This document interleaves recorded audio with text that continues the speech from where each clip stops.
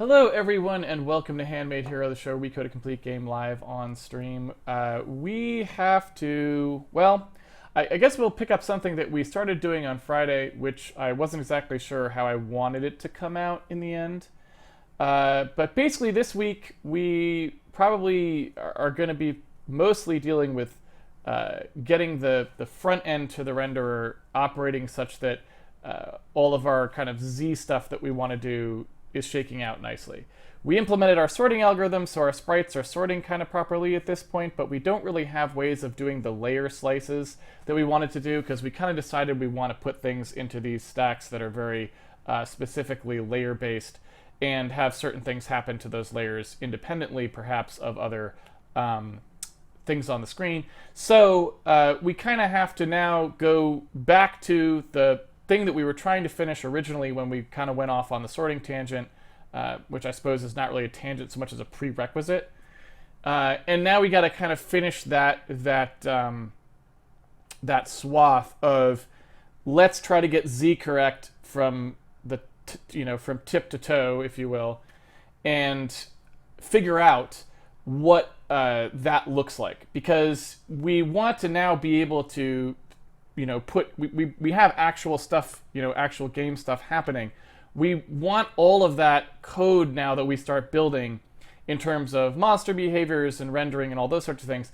We want all of those to be talking the right language, right? We want to basically have a nice, easy, coherent way for entities to say what they're trying to render and where. And we don't want to have a lot of cruft there that's sort of causing these problems. And, it doesn't sound like a huge deal, but it's going to be a lot of work. So we're going to have to do a lot of code organization to get this to all happen properly, because, we have to sort of look at how we're going to divide things into those slices. That's step one. How we're going to, how those slices are going to flow through the render system to the sorting, and then how they're going to get output through the back end, either the software renderer or OpenGL. And there's some really crucial stuff there that's decisions we have to make, and we have a lot of kind of competing interests as well that are happening sort of all around.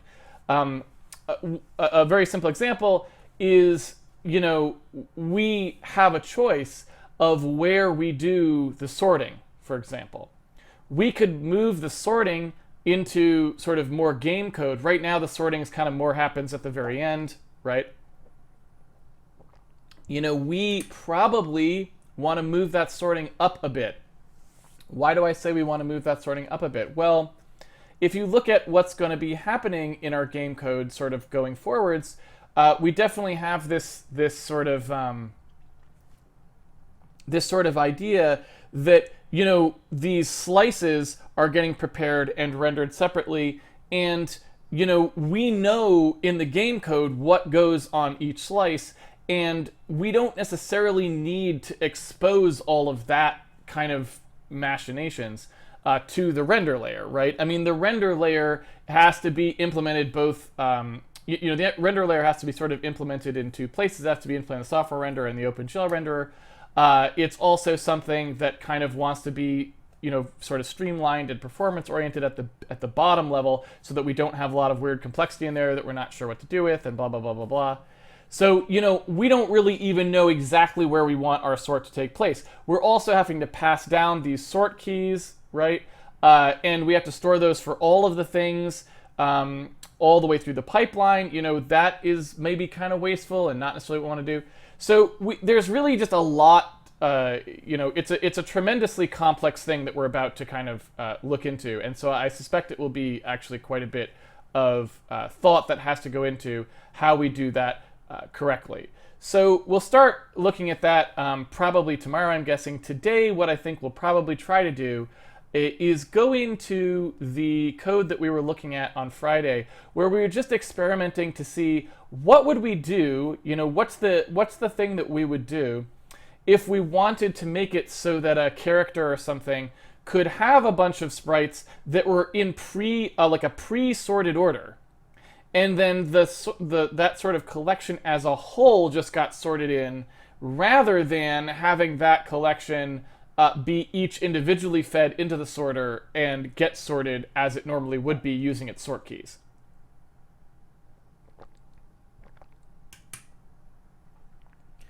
So, there's a couple different ways we could do that, and like I said, I'm not 100% certain what the easiest way to do it is.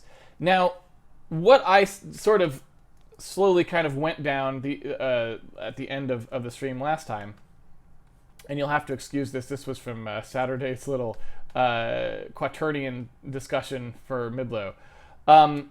So we were talking about this right here, manual sort override, and I sort of proposed that there were a couple different things we could do.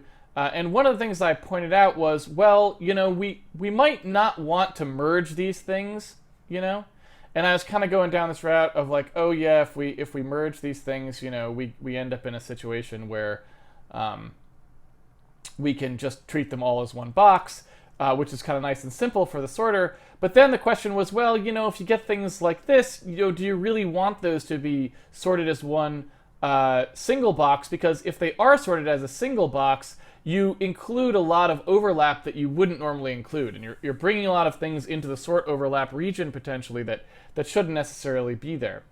And so perhaps a saner way I was suggesting at the very end of last stream is that, well, maybe we want to still keep the boxes and just have some way of saying that they sort together. So one thing that I was wondering is,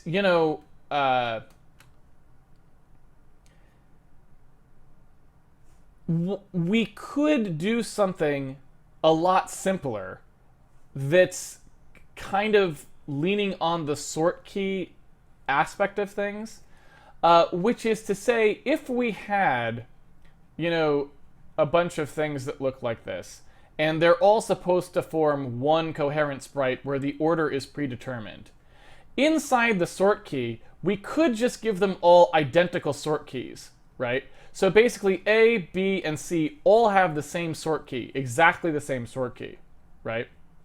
But then, we just use the order they appear in the buffer to determine who goes in front of who, which I think we already kind of do, right? Meaning we already traverse, we already put things into the linked list in the order things appear in the buffer. So it should generally be a stable sort. If everything had exactly the same sort key in an area, I think it would generally work to just give them identical sort keys. I know it's a little bit odd, but I think that's actually the case. So I don't know that we really need to have I don't know that we really need to have anything else. We can just say, here's the screen area. They each have different screen area, but their sort keys are all identical, right? And that's something we could do. Unfortunately, I don't really know exactly what that sort key would be. So obviously, if it's a Y sprite, then we know that it's got sort of a Z max, right? And the Y min, Y max is just equal to one thing. So in this case, we could just say, well, it's whatever the average Y of the thing is, or maybe it's just whatever the first Y is, or maybe the user just sets what the Y is, right? And then the Z max presumably is just whoever had the maximum Z, right? So there the merge actually does work pretty well. And then on the other hand, if it wasn't a Y sprite, if it was a Z sprite, then presumably you would have to sort of do a Y min, Y max threshold. I'm not 100% sure.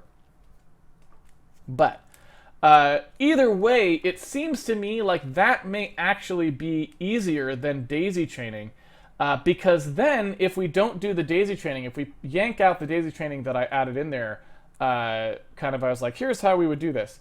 If we just pull that out, it seems like we could probably get away with actually just shoving these things into the sort normally, having them always pushed in the same order, and then just letting the sort deal with it from there, because the sort keys, it will always return the right value from is in front of, right? Whatever the tiebreaker case happens to be, it'll always return that tiebreaker case. So, yeah, I don't know what else to say about that other than it seems like it's worth a shot because it's a simple way to get this behavior out of the system. And usually when you're talking about relatively complicated systems like this, if you can find ways of just condensing down the number of unique things that has to happen, usually it's a win in the long run, because even if it's slightly slower or slightly less efficient to do it that way, sometimes you end up getting that efficiency back anyway just by the fact that there isn't so much more complexity, which makes your routines smaller and simpler. You can optimize them better. There's fit in the eye catch better, blah, blah, blah, blah, blah. Like, reducing the number of things you have to do is sometimes leads to efficiency in and of itself, in a whole myriad of ways. And so I feel like, what I'd like to do is try to condense. I don't, I want the I want the sorting system to do what it needs to do, but I don't want it to do it in a way that's any more complicated than necessary. It's had to be relatively complicated to get reasonable results, it seems, but that doesn't mean we want any complexity in there that we don't need, right? So that's just my sort of gut feeling on that. So let me go ahead and sort of open up some code here. Today is day 311, so if you're trying to follow along at home, you want to open up day 310 source code. That's the source code that I'm starting with. And I believe we just have the standard running game here. Let me go ahead and just run the latest version. There we go. Let's see here with 2 Handmade. There we go. So if I'm running this, right, this is what we've currently got. And the idea is to take a look at the hero sprite, who right now is actually kind of doing sorting, and probably correctly. It's just we don't want him to be sorting. We don't want his head to go behind his jacket ever, even if he does move further back. And why? We just want it to always be above. And so that's like kind of just, the test case, I guess, is can we go ahead and fix that, right? And so if I go to, let's see here, if I go to render group, we started sort of, penciling in how this was going to work here. And let's see, yeah. So we have this concept of new element that we sort of started to introduce. So normally everything gets a new element in the sort field. And so what we need to kind of do here is, if we were going to go with the method I was sort of suggesting, where I think it's maybe better that they all do get their own, so that they'd have the different screen areas. We don't really want this this part of things anymore, right? So we still want that to happen. But what we do need to do is we need to have a notion of sort of a write back, if you will, for these sort keys, so that when we do like 3 things, we can then go overwrite their sort keys that we had with with the actual aggregate sort key that has the new information, right? So what we would need to do in that case is sort of introduce this concept here, which is sort of like what we have, which is that, if we kind of imagine out here, I don't know what the most likely place for this to go is, but if we imagine that in the render group, we did something like, okay, there's a sort key or something in here. Oops, right, sort key. No, what is it? Sprite bound. Sorry. So if we imagine there's a sprite bound, and this is like the aggregate bound or something like this. Then if we imagine that we were going to do, let's not do next offset and existing offset or any of that stuff, because we're not going to daisy chain these things together. All we actually want to do, and let's put that up there, all we actually want to do is we want to do a sort of, just bookkeeping with the aggregate bound to sort of merge in whatever is happening for this particular sprite, right? So what we want to do here is say, like, all right, the existing, and we kind of did that here, It looks like we've got a maximum. There we go. Anyway, we want to have some way of making this track what's going on so that later we can use the aggregate bound that we get to overwrite the previous entries that were in whatever this group is. So we don't want to mess with the screen area at all. We want the screen area to be different per sprite. So we definitely have that, and we're leaving that here as unique for everybody. But it's just the bounds that we might want to deal with. And so if we take the render group and we say that there's an aggregate bound that we store in there, and maybe that just gets updated here by just some quick min-max calls, right? So that it's kind of getting aggregated in a particular way. At that point,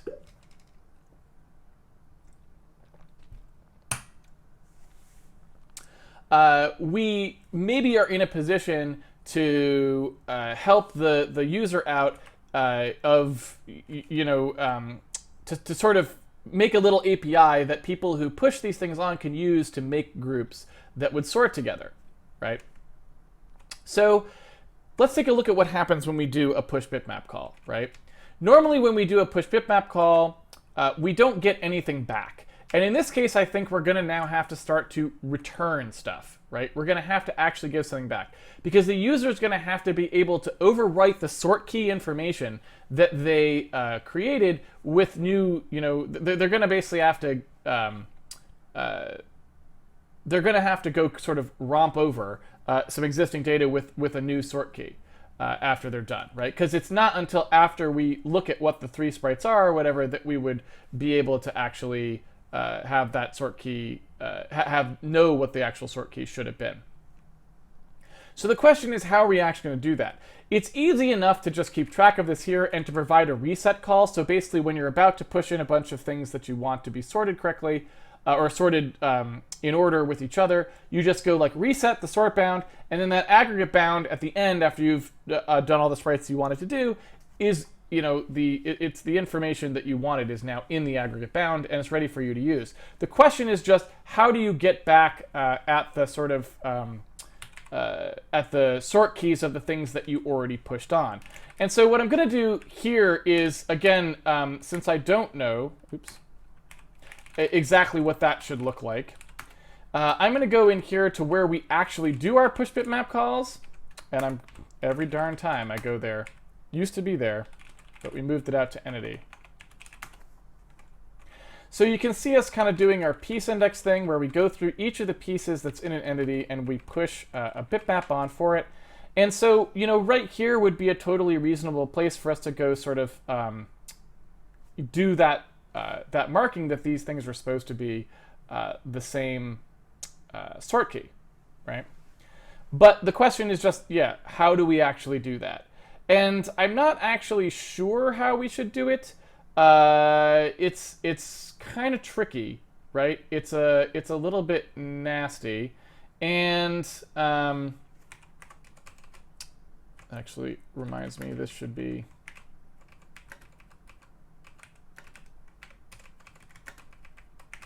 just before I talk about the nastiness. Let's go ahead and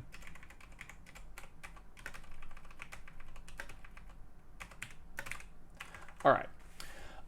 So it's a little bit nasty because really what I want to do is I want to be able to just have these sort keys. I want them to just kind of work, right? I really don't. I don't really want to be doing this bookkeeping, and so I'm kind of trying to think of what's the way that A is easiest for me to work with, but B that also doesn't create a lot of extra copying and stuff like that, because it just it's going to be a little bit messy. And there's just a lot, there's just a lot more sort of nonsense to it now when we have to kind of go back and visit it. So I'm kind of thinking in my head, well, when these sort keys are generated, do we want to try and make it so that we can generate them into a temporary thing and then copy them in, or do I want to just keep the pointers to the sprite bounds?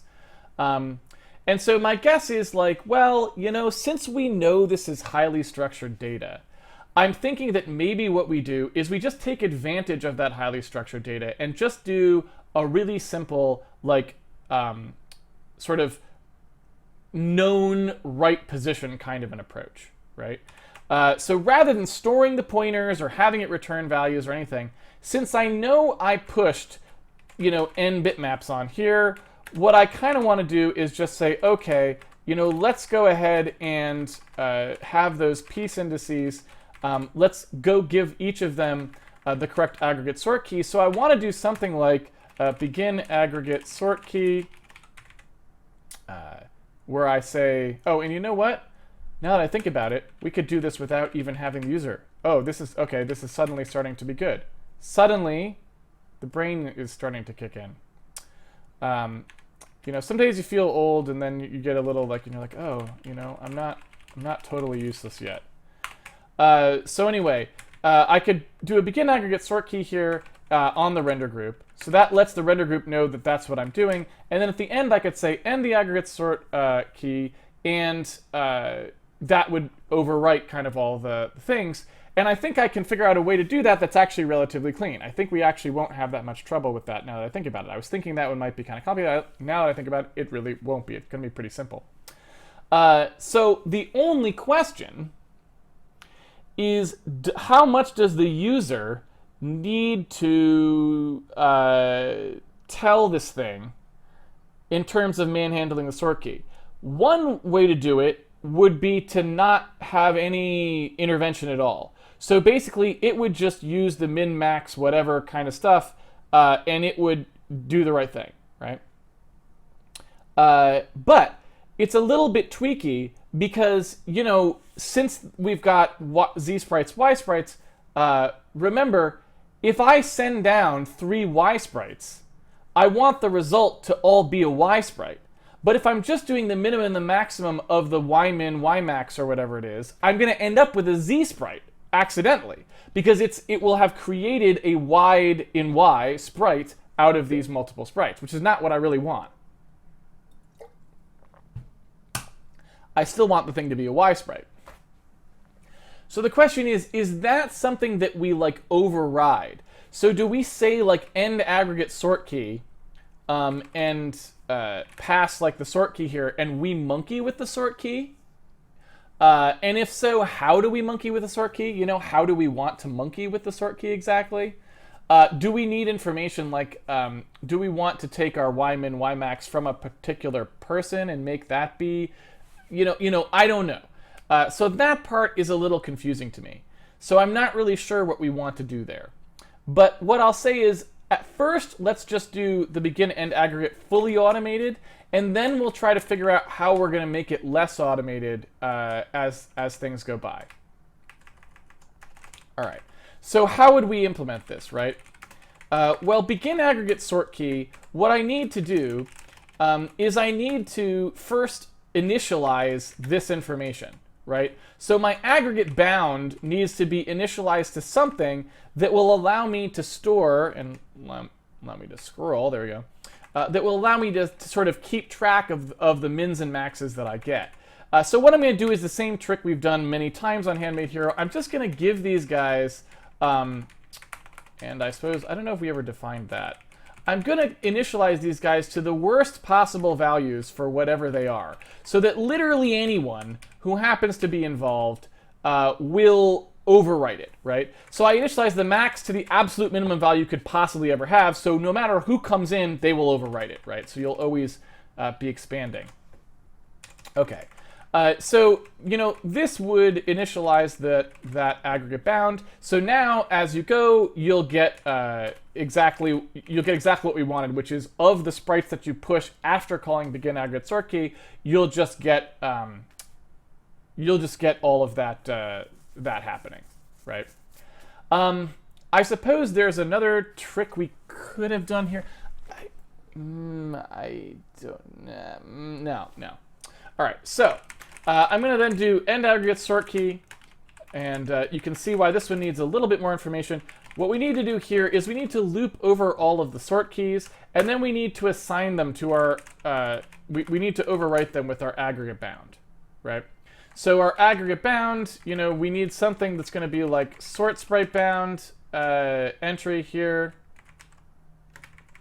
Well, actually, it's probably going to be here. So that's going to equal something. And then we're going to want our entry sort key to be equal to this aggregate key that we've created, right? That's what we actually want to have happen. So the question is, how do we actually get this piece of information, right? And we know that we're going to have some kind of a counter here, so we can probably do something like, you know, aggregate count.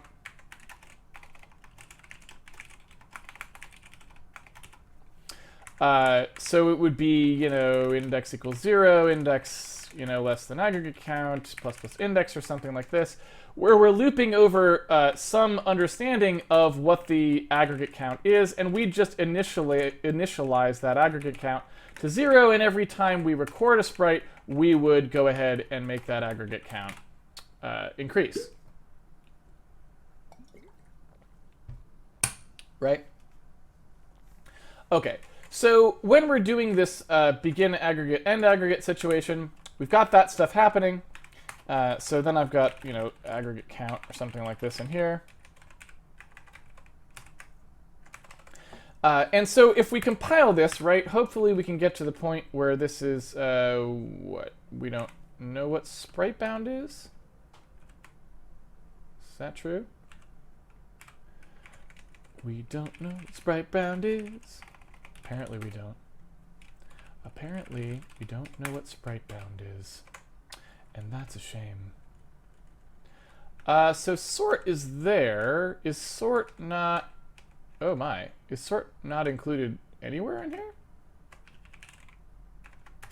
I'm confused. I'm confused by that. That can't be right. Can it? Oh, right. It's not... No, what am I talking about? It's not in sort. It's in render.h, right? Yeah. So render.h would have to actually be above rendergroup.h. Is what it looks like. Which I don't know if that's going to fly, but it looks like that's the case. All right. So it looks like I jumped the gun here on putting the word render in front of that. Looks like it's actually just called group in this function. Who knows why? Why ask why? Sometimes we just name things wrong. And so, yeah, so let's take a look at platform. We've got our pound defines here. Where's our maximum at? There it is. So I'm going to go ahead and get those guys together. And so we're all compiling now. So really we just have to figure out how do we actually get these. So, you know, obviously it's going to be something plus index. So we just need some way of knowing, hey, where actually are these things, right? And I shouldn't say plus index because it's probably going to be minus index, but you get the idea. Where actually are these things? Well, you can look at what happens here, right? You can see this situation where we do command sort entry at, and we've got sort sprite bound, and then we say like, okay, you know, for each of these, it's off the push buffer in this particular location.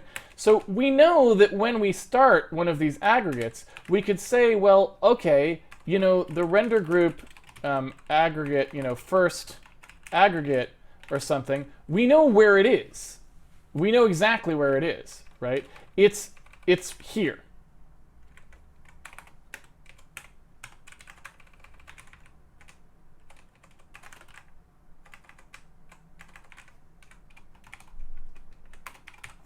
Right? Because we know when we start, the next thing that gets pushed, this is the location it's going to get pushed at. I mean, we know that. So now we have a really easy way of knowing where in the render information this is actually going to live. So we can just snap that pointer and say, oh, well, you know, I guess we could call it first aggregate at, probably. So we now know where that is. So if we want to then, you know, get where the start is, we would say like, oh, it's the push buffer base, you know, plus the sort entry at, right? That's where it's going to be. That's where it would be. And that's the first one. Each one after that is just going to be one before it, right? So I just have to back up one each time I want, you know, the one that comes next. So I think that's like literally all there is to it. I don't know. where's that guy? Commands. There we go. I don't know that really there's anything more to it. I think that's a pretty straightforward way of implementing that should work, right?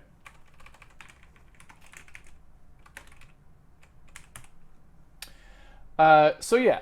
So I think now when we do begin key, end key, now we have the region who was affected. We can go back and overwrite them, and we're good to go. Now, we just have one more problem, which is we need some way of determining what we should actually do here, right? We know we always want to increment the aggregate count, but once we are in an aggregate, we want some information about what's going on to figure out whether we should expand the Y range or average the Y range or who knows what else, right, we should do. I'm not sure. So, I guess the first thing I would say is, well, we could do a thing where we say, if the group aggregate count, is equal to 0, then we know that the aggregate bound should really just be the sort key. So if it's the first one, just copy it. Then if it's subsequent ones, then we just need to know, is it a Z sprite or is it a Y sprite, right? So we kind of want to do here, like, okay, if, and I don't know if the render stuff has this in there, is Y sprite.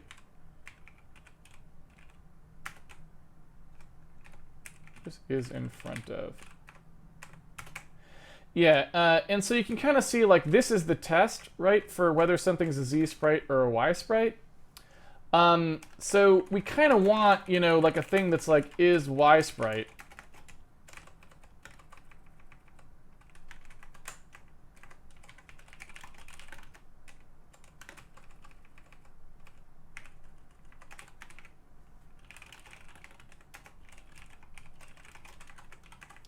And I guess technically this is Z sprite. So whatever. But point being, when we pass one of these sprite bounds, we want to say, like, is it a Z sprite? Well, it is if these two things aren't equal to each other. It's like, okay. So then what we could say is, well, is it a Z sprite, this thing that we've gotten so far? And if it is a Z sprite, maybe we assert that the thing we're getting is also a Z sprite. Because if you tried to aggregate Y and Z sprites together, that wouldn't work. Right? I don't think there's any way you could do that because those actually need to be sorted separately. They can't be sorted as one unit because there is no meaning. We don't have meaning for that. So assuming it's a Z sprite, we would assert that. And assuming that it is not a Z sprite, then we would assert that it's not. And then we would have sort of two different operations that we would do here. So in the case that it is a Z sprite, then we want to do, I think, exactly what we're looking at here, right? We just want to expand all the bounds of this thing and move it up to the higher level, right? Whichever level is higher.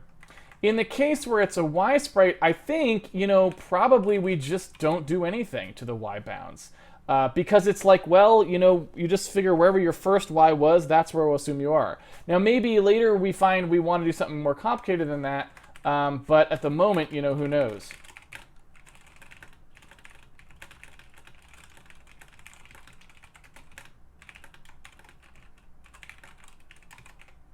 That's weird.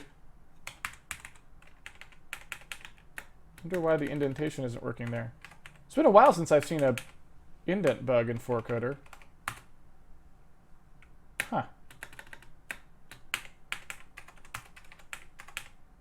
I wonder if I did something wrong. Huh. Weird. Anyway, let's see. Is Z sprite? Yes, the identifier is not found. That is true.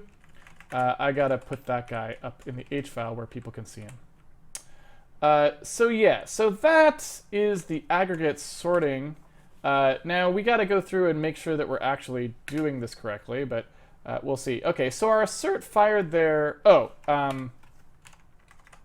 so here's one thing that's a slightly problematic here.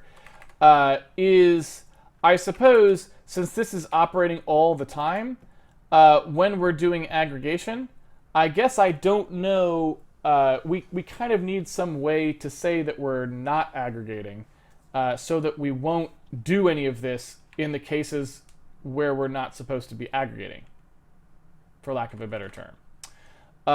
So I'm not sure what we want to do there, but probably just like, I guess, if group aggregating.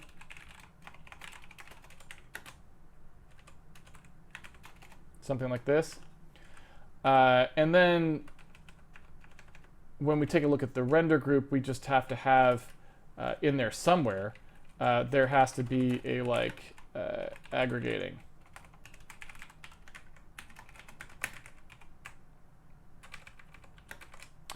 Because otherwise we're gonna, otherwise it's gonna try to aggregate all the sprites that we ever push on, right? And obviously you're gonna get an assertion in there when somebody pushes a Y sprite and a Z sprite back to back. So what we want to do now, that's actually not a bad thing for our own sanity as well, because we can say, assert that we're not aggregating when you try to do a begin, so we know you didn't try to do 2 begins in a row. And similarly, when you do an end, we can do the opposite. We can say oh, assert that you were aggregating and then we turn it to false. So that seems reasonable. Okay, so now we got to figure out if any of that makes any sense, and I don't know. But what I will say is, first off, it doesn't look like it works properly, so that's not my favorite thing. Or at least it doesn't look like it worked right off the bat, because as you can see, it does switch the order of those 3 who are all on the same... Oh, wait, no, they're not.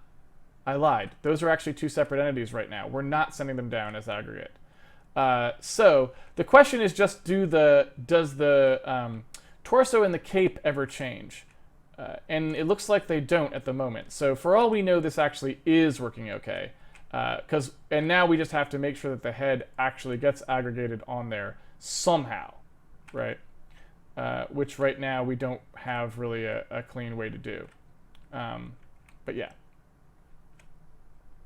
So all right, that actually looks somewhat workable. So I'm actually okay with that solution. And furthermore, I think there's a certain value to that solution as well, which is that it also means that you don't have to have, when we do that is aggregating, it gives us a nice backdoor because we can also save whatever that aggregate key is. We could add some stuff there to save what that aggregate key was, and then you could put people into that aggregate group just by using that key, even if you did them much later, right? And that seems a lot better. So I think that means we can safely pull out the daisy chaining stuff, so I'm gonna nuke it, because it's just, like I said, more complication than I think is necessary. So I think we can say that the entry struct doesn't need to have that in it. So where is that guy? Render entry. So we just get rid of the next field. And now we just look at everybody who was doing that. And let's see. Wait. That was the clip rect. I don't want the clip rect. I want the render entry. The render entry header thing. There it is. So it's next offset. It's that guy. So that guy needs to go away.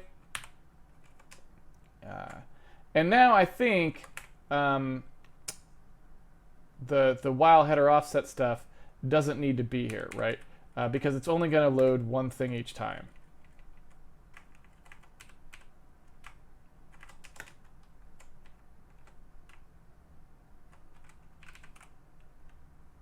Okay. And I assume that means that in Handmade rendered, we didn't do that yet, but I don't actually know.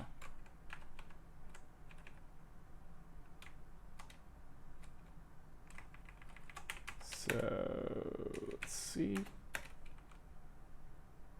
Oh, was that just an infinite loop we had made there? Yeah, way to go on that. Glad we never ran that. That would not have worked. All right, so yeah, that all looks good. And now we've gotten rid of that feature that we don't actually want. So that's good. Okay, so now we just have a question of, well, what order do we actually put these things in? And as far as I'm concerned, we'll just put them in the order that's easiest for the render to deal with. So if that's the order it's doing with now, we'll just say that we draw in whatever the opposite order of the things come in. So like if we go to world mode, and we look at the code for creating a hero, wherever that is, add piece. When it does these piece additions, I think we just say like, okay, you know, that's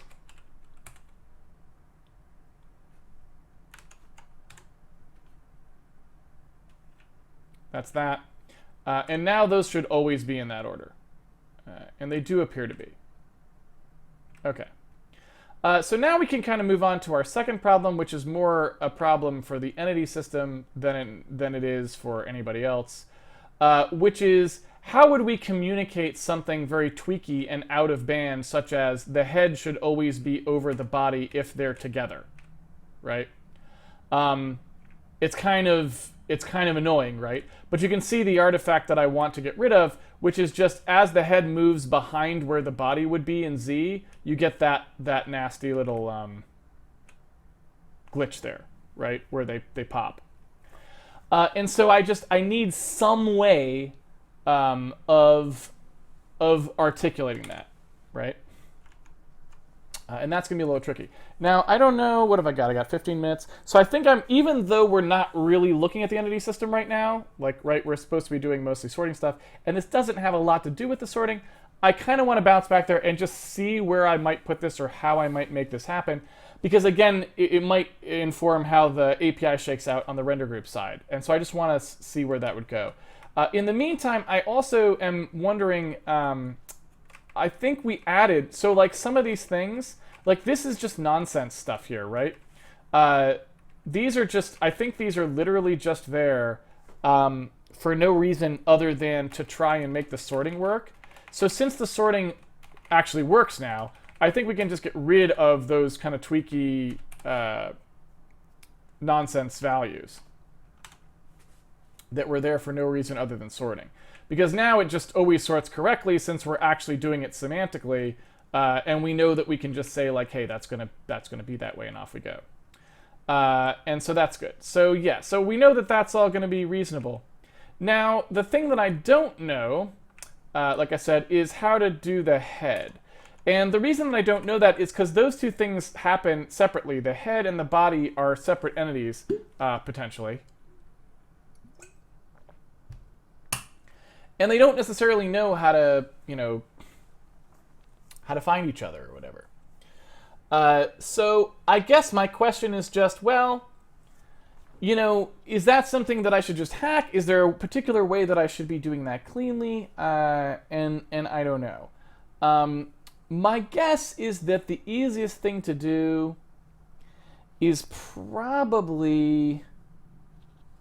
I'm sorry, the easiest, not the easiest. The best thing to do is probably to have some way of specifying a, like, hey, I need this entity to be in front of this entity or something thing that we can just put into the system. That's my guess. Because in cases where we have all the pieces together, it's obviously much more efficient, I think, to just do it the way we just did it.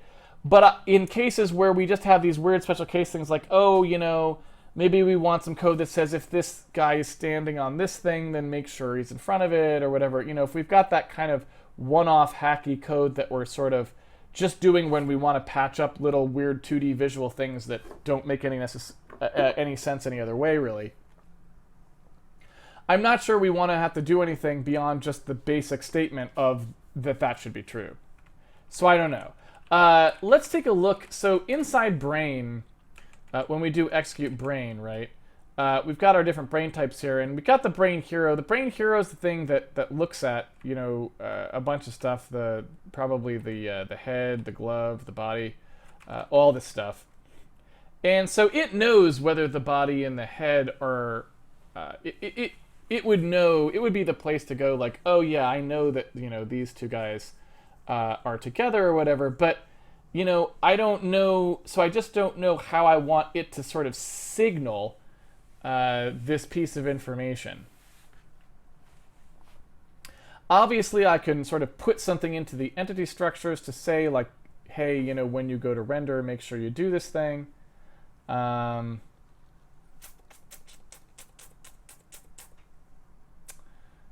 I don't know. This is a tricky one. So, I suppose well,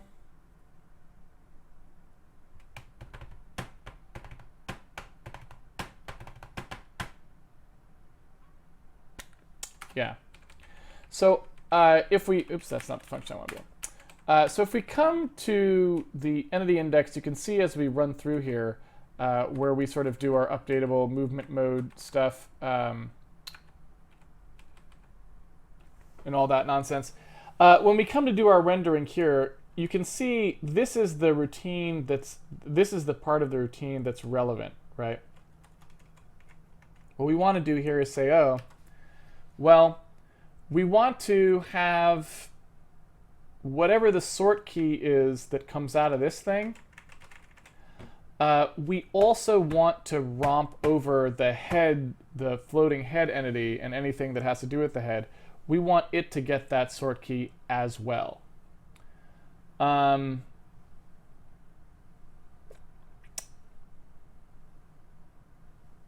actually, now I think about it, we don't even want that. Because since we don't know what order those things will be pushed in, we really do need something that says, hey, this goes in front of that, or whatever.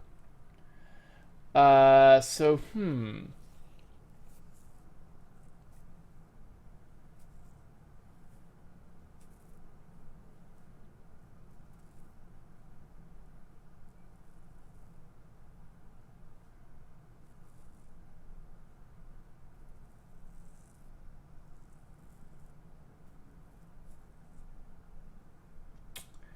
I can't say I have a particularly good idea of how we'd want to do that.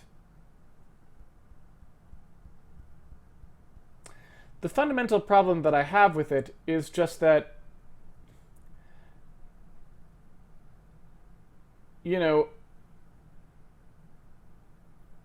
I'm pushing these things down to the renderer, and the renderer is the thing that has the sorting. But I have no way of really telling the renderer about something it hasn't seen yet. So if I'm the body and I happen to be the thing that gets pushed to the renderer first, at that point I could say, hey, there's a head that's going to be coming and it needs to go first. How do I forward reference that? Right? That's a tricky problem. Or similarly, what if the head already happened? I then have to say, oh, I have, you saw this guy, it was the head, I need to go behind him or whatever, right? And so it's kind of tricky because since we don't know what order these things are going in, and, I don't know that we want to start trying to enforce the order that they go in, because that doesn't necessarily seem like really a good thing either. I just feel like it's a little bit subtle.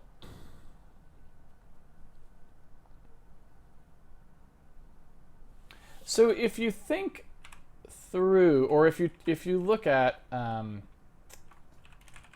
in render.cpp, so when we actually go through and build the sprite graph, which is this code right here, you can kind of see where we do this sort of edge, push the struct for the edge.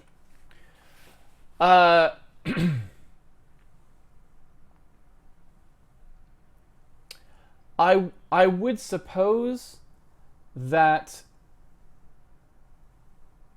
we might be able to make something which sort of just manhandles that edge code in a forward-looking way.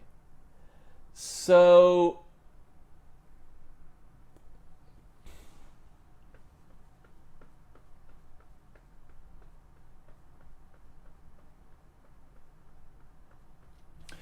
So how about this?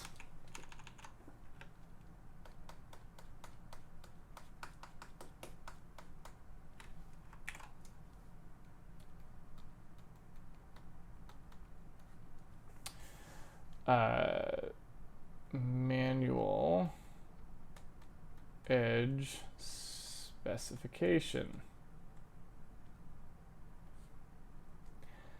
How about this?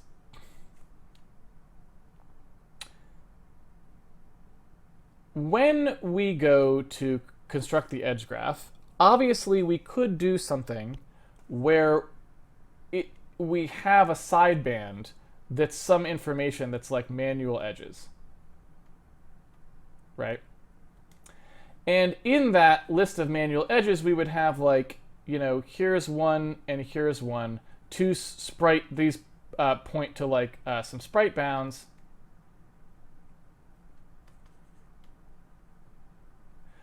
And we want these to, you know, say these two guys should have the, you know, is in front of edge. It's like this guy is in front of this guy or something like that, right? So if we were to do something like that, our problem is it's pretty easy to choose which guy we specify this on, right? Because we're writing the code and we know that the head always goes in front of the body. It's our choice. We could specify that on the body, we could specify that on the head. We, as programmers, it's not like harder or easier either way to do that. So we can pick which one. So since edges are flown off of the is in front of, I believe, right? It's edge, it's A is in front of B, it's next with same front is what it's spun off of. So, you know, if this is the front guy and this is the back guy, then what we would do is say, well, whoever's the front guy, it's pretty easy to just make the call at that point. So when we do the is in front of, we make the call on the guy who's the front guy, not the back guy. So then the problem becomes, how do we fill in the back, who's the back guy? Because we don't know, when we do that, we don't necessarily know where that guy is. We have no idea, right? We have no idea. So what we could do is we could use some kind of a slotting scheme, right? You know, again, it's kind of complicated, but I can't think of anything better. What we could say is just, well, there's somebody, all right? There's going to be a dude. And you're going to see a dude with tag, you know, 3 or something. And when you see a guy with tag 3, that's the guy I'm going to be in front of. We count how many of these special ones we have, and we just have a little like sideband structure at sort time. When we loop through all of the nodes, we just go ahead and say, oh, when we see this guy, he's number 3, we just stick him into the, you know, well, we would stick him into bin 3, right?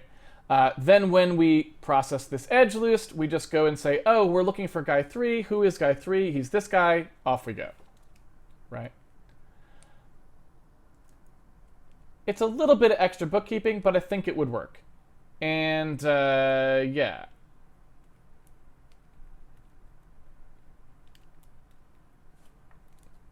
I think that's my suggestion. And hey, we're out of time, so we'll go to the Q&A.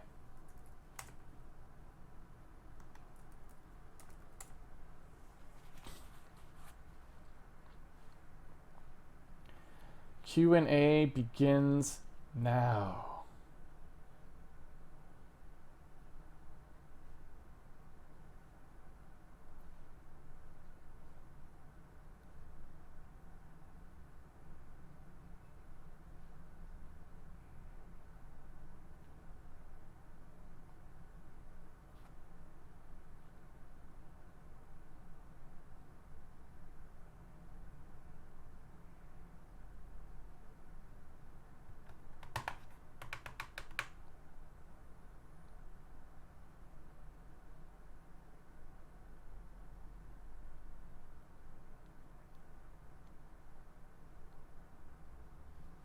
Hello? I see no questions. I guess it'll be a quick Q&A.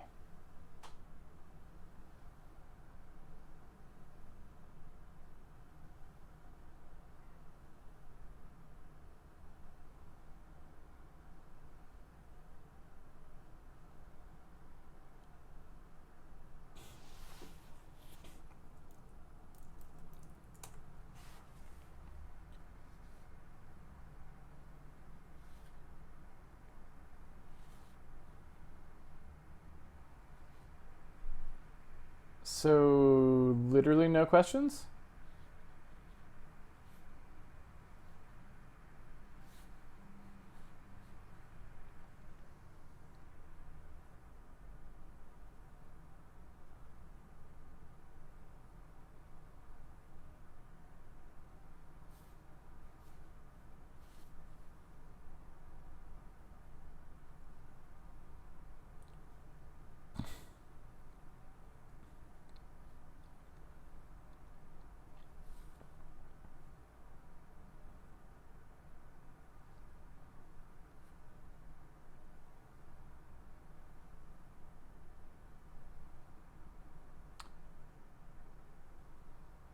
All right, well, if there's no questions, then I guess we're done. How do I get Instabot to ask a question? I don't know how to make him do it.